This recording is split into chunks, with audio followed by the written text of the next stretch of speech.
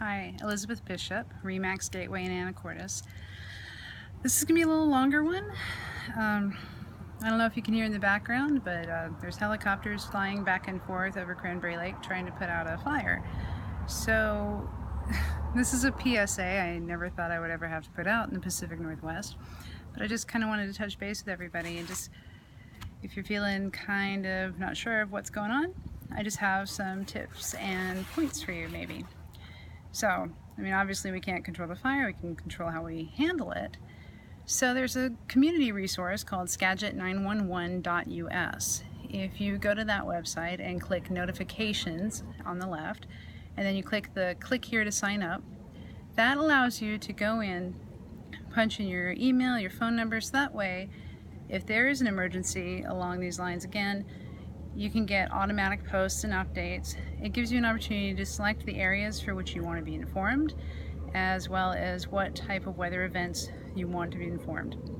So that's one. Also, there's nixle.com. That one's really easy to get to. It's text the word yes to 888-777. So those are good ways to get updates without having to inundate the fire department or the police department, because they got other stuff to do and they're a little bit busy. So that's the main thing. Stay informed without tying up the lines, like I said. You can usually find feeds of government agencies on Twitter or on Facebook.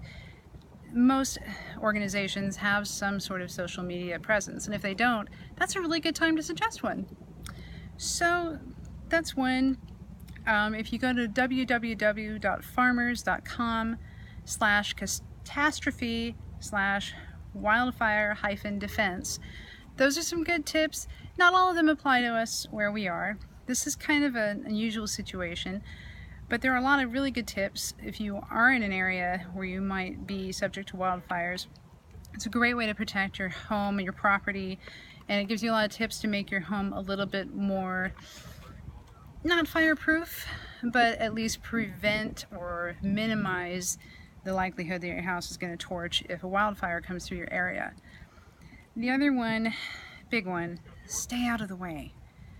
Last night there were reports of people blocking the area so that fire trucks couldn't get up there. I don't know the validity, but I could see that happening. Just stay out of the way. If you get in the way of these professionals who are doing this job, the professionals, the volunteers, all the crews, people get hurt. So it's really important that you can stay informed, but this is not a front row kind of spectator sport. If you happen to live nearby and you have a balcony, great, but don't get in their way. So pay attention to the situation. I gave you some resources for that.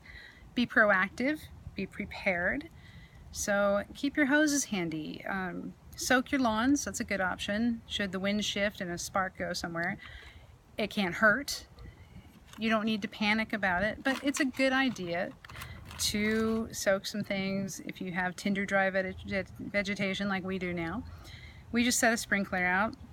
We may not need it, but it's good to know we did it just in case. So support the fire crews.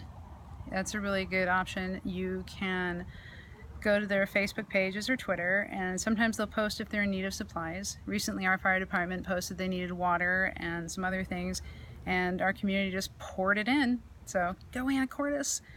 So that's an option. Keep an eye out for those requests. And also, it's unlikely in this case, but if you are ever in a situation where you are ordered to evacuate and you have pets, take your pets with you and be sure that you mark on your doors somehow, that in a way that'll stick, that there are no animals inside. That was directly from my brother, who was a firefighter, smoke jumper, one of 3 of my family members who were smoke jumpers. So I'm not just kind of talking out my butt here. These are actual things that we've learned over the years. So that's a big one. So like I said, ordered to evacuate, make sure that they know there are no animals in your home.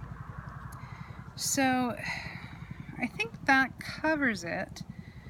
The last thing would be, if you have leads on who started this particular fire in Little Cranberry Lake, report it.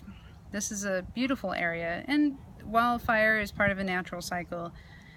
This one, a little bit of a surprise, but thank you so much to our amazing community of Anacortes, to our amazing fire crews, police department, the volunteers, the support staff, all the people who are making sure everyone has what they need to do their job. We are so grateful for that. And again, don't hesitate to ask us for help. This community will rally. And whatever community you're in, you can always take the lead and find out what people need. But anyway, stay safe, you guys. Don't panic. This is unusual, but it's handled. And if it's not, they'll keep us informed. But I just wanted to touch base and make sure that people kind of had some, well, sometimes when you have information, it just makes you feel a little bit less helpless. So congrats to Anacortes for being such an awesome community. I'm so proud to be a part of it. And now I'm going to go watch the helicopters and keep an eye out on Facebook in case anybody needs some help. So thanks, you guys. Take care. Bye.